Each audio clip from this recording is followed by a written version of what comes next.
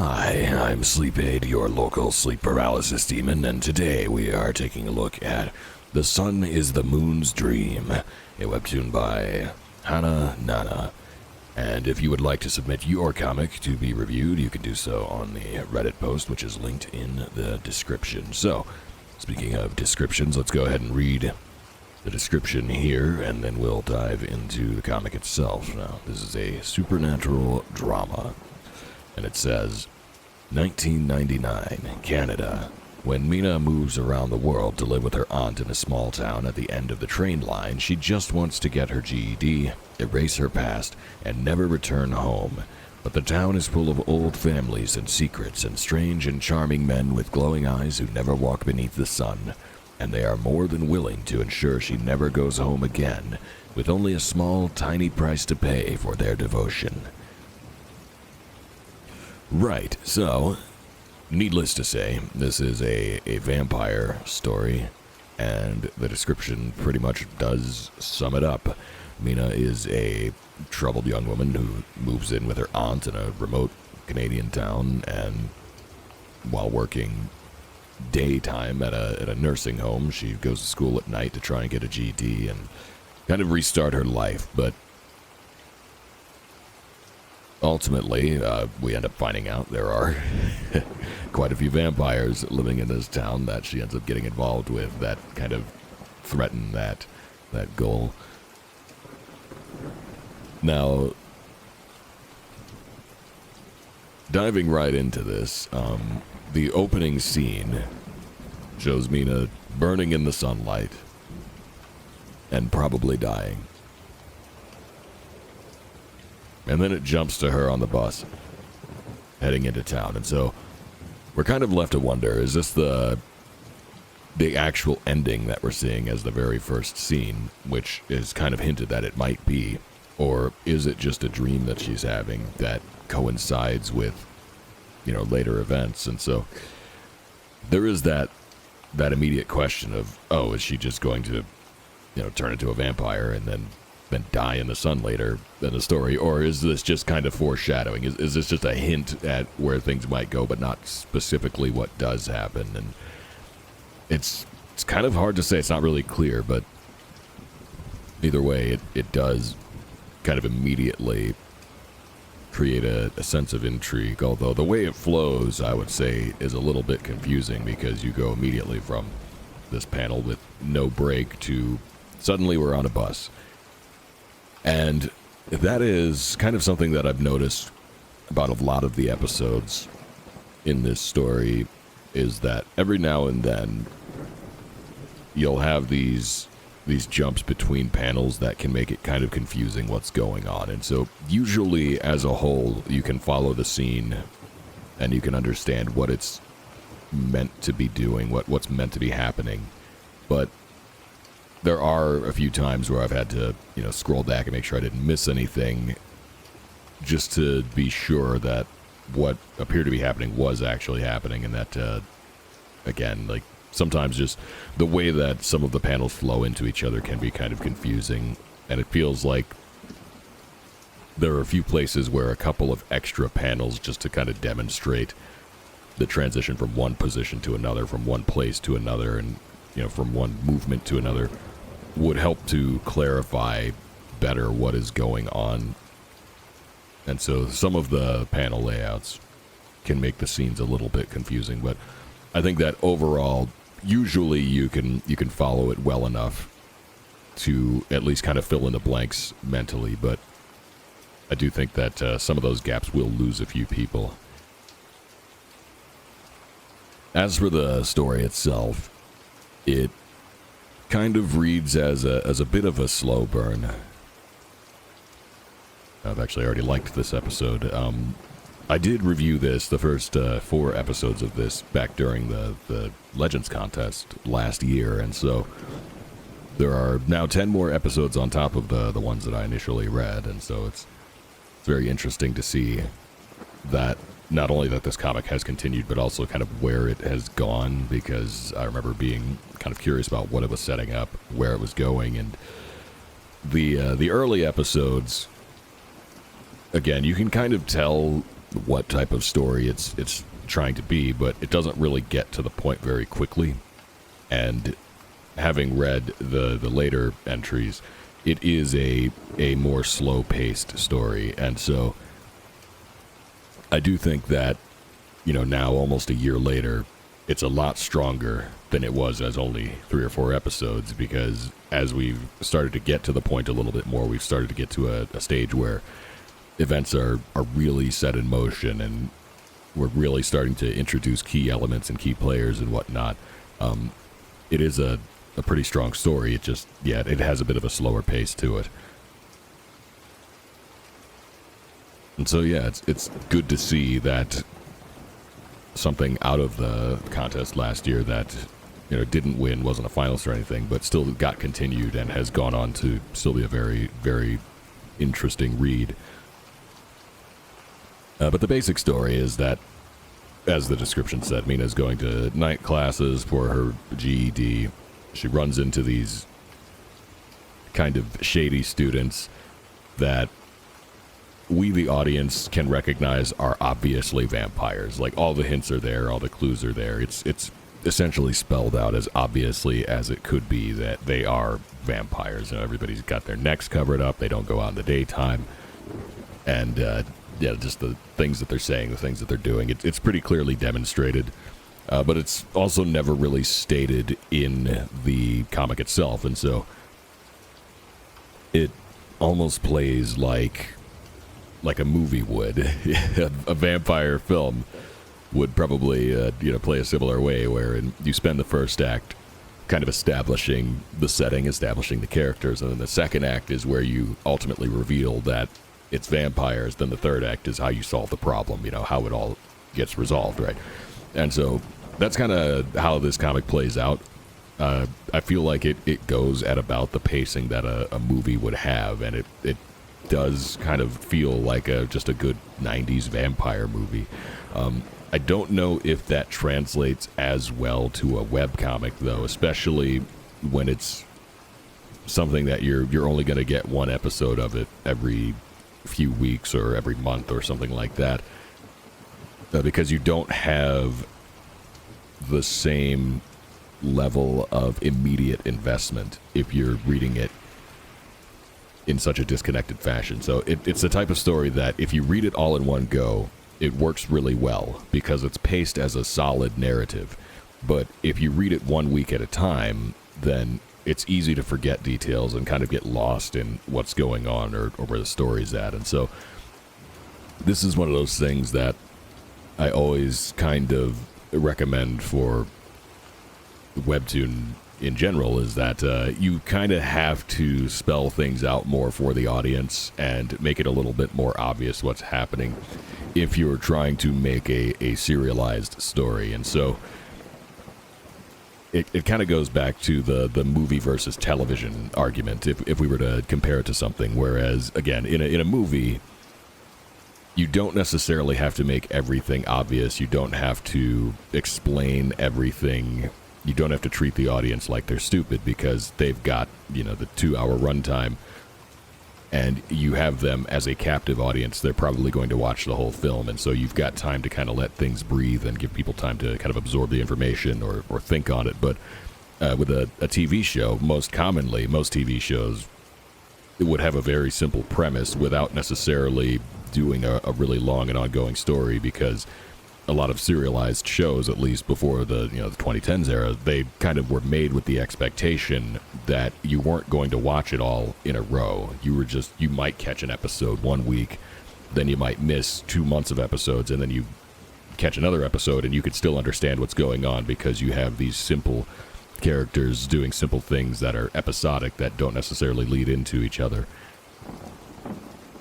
And so that's kind of the way that I think Webtoon is formatted in many ways, is that each episode almost has to stand on its own. You have to kind of look at each episode as if it could be someone's first episode in the story. And so if you were to take this comic and separate it out into episodes and then kind of, jump in at any random point, you would be completely lost. It would be really hard to understand what was going on because it's written more like a movie would be written, and so it's written kind of in a way that it expects you to read it all in one go. And if you do, it's a very good experience. But unfortunately, since it's only about, maybe halfway through the story at the current amount of episodes that it has, it feels incomplete because it is. And so it's one of those things where if you read all 13 episodes right now, it's a very fun read. But then if you have to wait for episode 14 and it takes 3 weeks for it to come out, you might have to reread the other 13 episodes to kind of get back into that same mindset, to kind of get back that level of investment. And so essentially, I guess this is a really long-winded way of saying that this is a type of story that works really, really well as a standalone. It's paced pretty well, it flows pretty well, it's intriguing if you view it like a movie, but as a webtoon, I don't think it works as well. And so even though I found it to be very good, I found it to be very enjoyable, I think that the pacing and the style of storytelling doesn't really work on the webtoon platform. And that was probably my biggest criticism of it. Although I will say that I very much look forward to kind of seeing where this comic goes, because, as I said, I think it's a great binge read, and I think that when it's actually finished, when the story is done, it'll be a really, really good binge read, almost as a cinematic experience. But yeah, as the type of comic that you wait for weekly updates on, I think it's not as strong in that category, because again, there are a lot of little things that are kind of delivered in subtle ways, and so you don't get a lot of monologue in this story. You don't get a lot of thoughts, you don't get a lot of inner monologue, and so you can generally tell what the main character is kind of thinking or feeling because it's portrayed in the artwork, but you aren't really told it in plain terms. You have to kind of intuit that. And those are the type of like subtle cues that you might not necessarily remember week to week, and so it reads really well all in one go. But it's kind of easy to get lost in what's actually happening. And then if you're the type of reader that doesn't really pick up on those subtle signs, then you might have a little bit more trouble understanding kind of why the characters are doing what they're doing, because again, there isn't really much inner monologue, there isn't much thought, and that's portrayed to us. We don't really get to see exactly what our main character is thinking, and so you have to read her expression, and you have to read all of her actions together to kind of follow it. And so over time you're given clues about what her past was like, and how she's ended up in this situation, and what type of person it's turned her into, but it's never really plainly stated.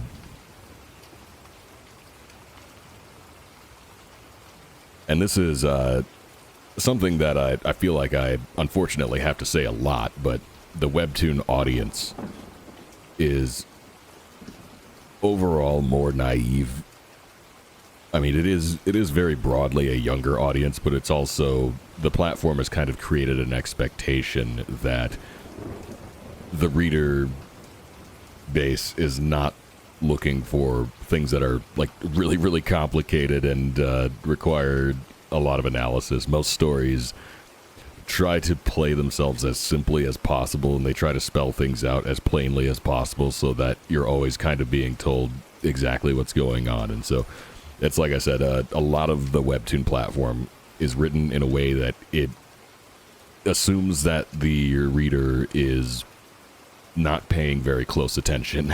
And so generally, the type of things that do well on Webtoon are the type of stories that make it really obvious what's going on and constantly spell things out and remind you what's going on, and kind of make sure that at no point you are possibly getting lost in the story or having to look too closely. And Honestly, that's not exactly a scathing criticism of this one, because, like I said, I think that's probably my biggest criticism of this is just that it's the type of story that doesn't work as well on the Webtoon platform, just because of the way that it's presented. But that doesn't necessarily speak to the quality of the story, because, like I said, I think if you view it as a movie, it works really well. It's got that very slow and methodical pacing. You can slowly see the main character putting the pieces together, and alongside that, you're also kind of slowly unraveling her personality and getting an idea of who she is. It's just that in a typical Webtoon, usually you introduce the main character in episode 1. They give a long monologue about exactly who they are and, what their place in life is and what their skill sets are and what their goals are. And all of that would be presented in plain terms. But again, in this story, it's written more artistically. And so you have to pick up on the subtleties, and you could slowly create this image of Mina just by kind of watching the way that she exists in the world. And it's very, very well done. It's just that it's almost too good for the platform. It's the type of thing that just doesn't work as well in Webtoon, which kind of expects that readers are just scrolling through these as quickly as possible and moving to the next episode immediately and not really dwelling on it. And so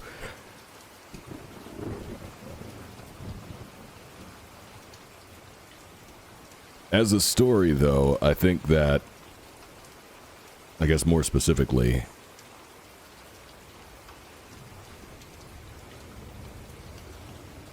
as I've said, I think it works pretty well. But it is a bit of a slower pace, and that's kind of something you have to be prepared for going into it, because it takes a while before Mina even starts to realize that something's off about everything that's going on. And that's one of those little things that can almost feel frustrating at times, is because we, the audience, culturally are very, very familiar with vampires. It's very saturated in most culture, kind of what a vampire is and what the rules are and how all of that works. But we have to watch the characters in this setting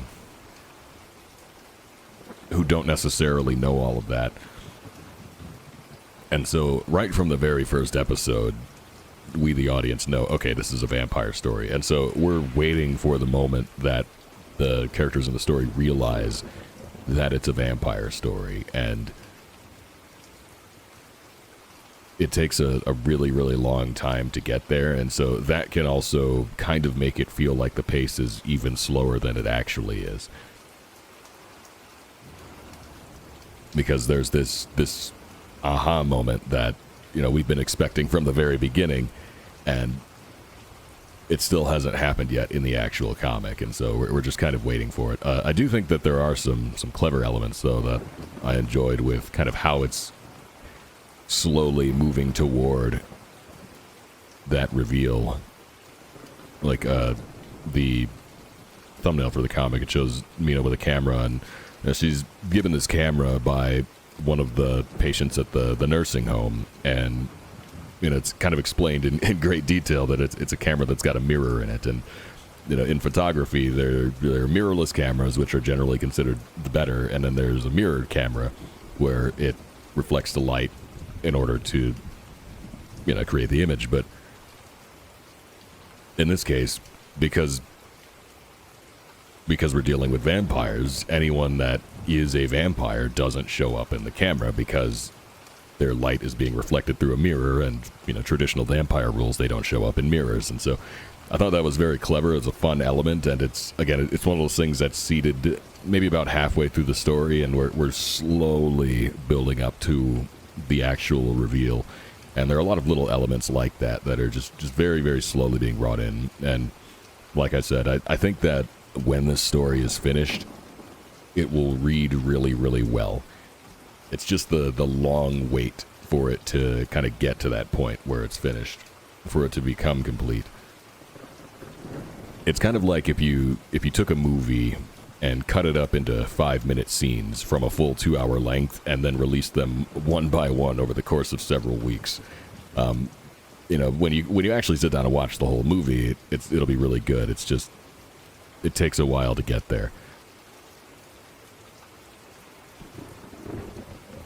Other than that, that's seasonal collab. Other than that, I would say things that stood out to me were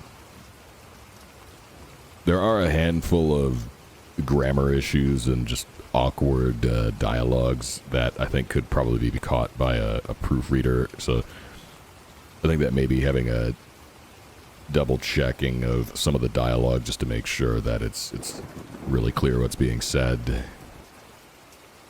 would help a little bit.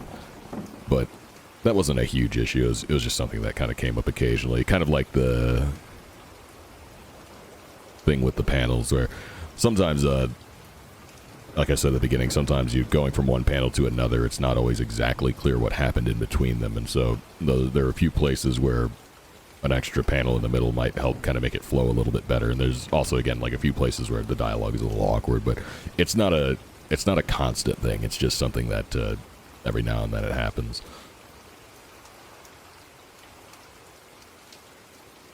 As a whole, though, I would say I did enjoy this a lot, and if you like a slower, more methodical story that shows a lot more than it tells, and really gives you things to think about in each episode, in kind of, processing what is being shown to you, I think this one does that really well. So like I said, there are a lot of really important moments that are delivered through facial expression and body language, and just those little touches of kind of what the characters' personalities are.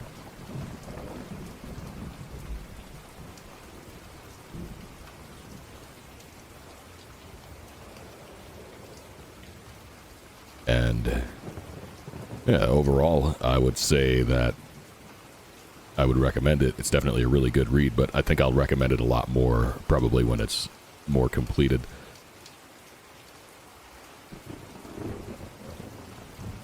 And I don't think there's much more to say on it than that. I think it has, again, a good sense of character, and that's a kind of a testament to the quality of the characters, is the fact that a lot of their personality is not portrayed in dialogue, but simply in visuals, because you do have to really, really understand characters quite closely to be able to portray them that way. And I think that it works really well. From a more mature perspective, reading it as a less Webtoon style comic, it's unfortunate that Webtoon as a platform definitely prefers tell, don't show. It really prefers things to be spelled out and obvious, whereas this is a comic that's really built on subtleties. It's not as obviously laid out, but I liked it a lot. And I'm kind of having trouble explaining exactly how I felt about it, but I really did enjoy it, and I actually do very much look forward to seeing where this one goes. Let me go ahead and make sure I'm following this one, and then I'll go through and like the remaining episodes, but yeah, overall, I was pretty satisfied with this one. I do actually very much look forward to reading more of it. And I'm very curious to see how it will end. But I'm kind of just rambling at this point. I'll go ahead and wrap this up now. Thank you for watching, and I will see you in your nightmares.